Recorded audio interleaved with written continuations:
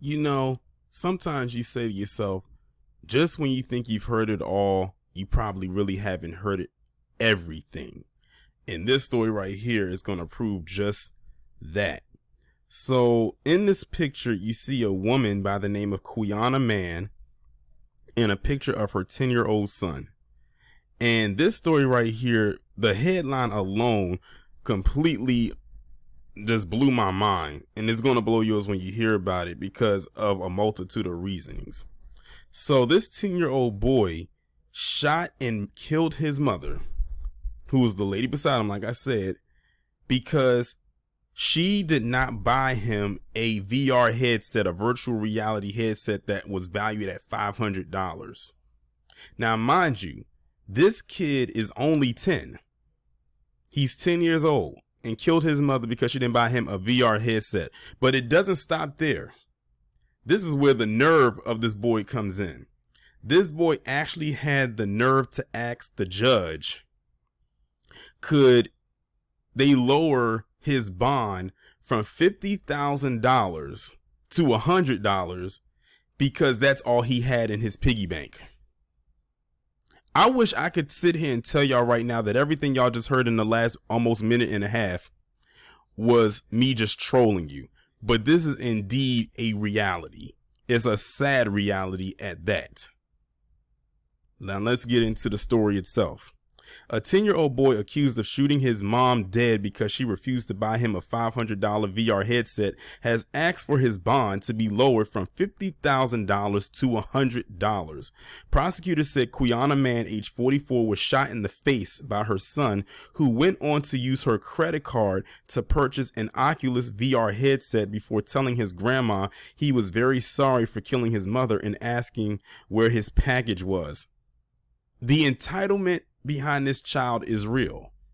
So not only did he kill his mother because she didn't buy him a $500 VR headset, but then after he did it, he took her credit card and went and purchased it himself. Now, keep in mind, this kid is 10. Like, they could literally, if they wanted to, they could charge him as an adult. And that's probably the direction that they're headed into doing, because it sounds premeditated. The fact that after he did it, he went and took her car, because then they could say maybe he plotted this. He plotted to kill his mother to take her car so he could buy this headset. After all, his motive was to get that headset. That was his motive the whole time.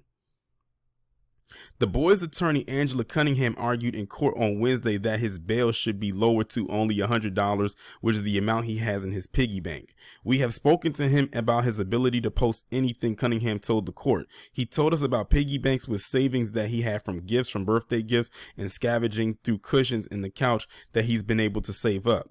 Judge Jane Carroll denied the request and imposed a travel restriction on the minor that will go into effect if he manages to post bail. The child, who according to family members has rage issues and hears imaginary people, has been charged with first-degree reckless homicide, which I kind of figured because, like I said, this sound is so premeditated, and will be tried as an adult like I predicted he would. Like, it all lines up. Wisconsin state law dictates that children as young as 10 will be charged as adults for serious crimes such as murder. He faces up to 60 years in prison if convicted.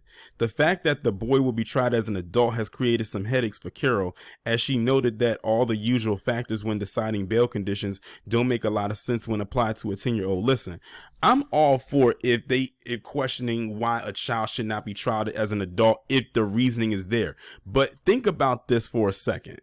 This kid had a motive behind what he did. The motive was he wanted that VR headset, that $500 VR headset. He asked his mother, could she buy it for him? She said no. He took a gun and shot from where, I don't know where he even got the gun from. Maybe it was most likely hers and she had it in her house for protection, and he probably knew where it was and went and got it and shot his mother dead in the face. Then he took her credit card and swiped it literally and bought the VR headset. Then they say he has family members that says he has rage issues, which means he's an out of control child, or he has his moments where he spazzes out. When you line all of that out, line all of that up, this kid literally is like the spawn of something else. And I don't even like to put that label onto young black children, but let's call a spade a spade. This kid murdered his mother for his own personal vanity issues as far as what he wanted. And they can't say he wasn't in his right frame of mind, because he had to be in some frame of mind to then take his mother's card and use it to spend money for this device, which I'm sure definitely showed up on her bank statement. So it's really kind of hard to defend this child's actions. The article goes on to state, it said that she pointed out that the boy has no home of his own, no job, no real assets, no way of attending court by himself, or a prior criminal history. Because he's being tried as charged as an adult, Carol also rejected prosecutors' request that the boy be released to the custody of a family member if he does post bail. The judge sided with the defense attorney, noting that such a condition wouldn't be required for an adult. The boy is currently being held in a juvenile detention center. The boy initially told police that the shooting was an accident. He claimed man had walked in front of him while aiming at a wall to quote unquote scare her, and he accidentally shot her in the head, according to criminal charges obtained by the Journal Sentinel. And even with him saying that, that's not going to hold up really well in court, because again, after he killed her, he took her card and spent money off of it and bought the device that he wanted. So the whole thing of it being an accident is not going to really hold up well in his favor. The only way I could have said that this was an accident is if he did not take her card and spend money off of it.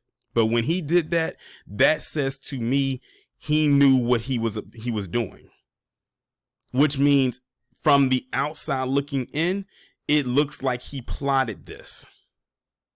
This kind of reminds you of the Menendez brothers back in the day, when they killed their parents and then went on these excursions and these shopping sprees and whatnot. This kid initially pretty much did the same thing that they did, except if he was just one kid that killed one parent and then went and spent money on the device that he wanted. In this case, he was acting like a spoiled brat, and that's exactly what he is. You know, hey, like I said, we calling out everything over here. The kid is a spoiled brat. He later said in a second interview, however, that he intentionally aimed at his mother before shooting her at their home on 87th Street near Hemlock at around 7 a.m. on November 21st. The boy is one of man's 4 children, Brianna, TJ, Brandon, and Noah. It is unclear which boy shot her. After the shooting, he put the gun in the closet and told his older sister, Brianna Moore, age 26, that mother, who worked in behavioral health, was dead. The complaint read. Moore then called 911. The boy was allowed to stay with family, and an initial release from police said the shooting was caused by a child, quote unquote, playing with a gun. A day later, concerned relatives called the police. The boy's aunt said when she collected the boy, he retrieved a set of house keys that contained a key to the gun's lockbox. When his aunt asked about the shooting, the boy said he pointed the gun at his mom, and that she told him to put it down. The boy's aunt and sister said he never cried or showed remorse, and had also physically attacked his 7-year-old cousin the same day. Now look at that development. They said he showed no remorse when he did it,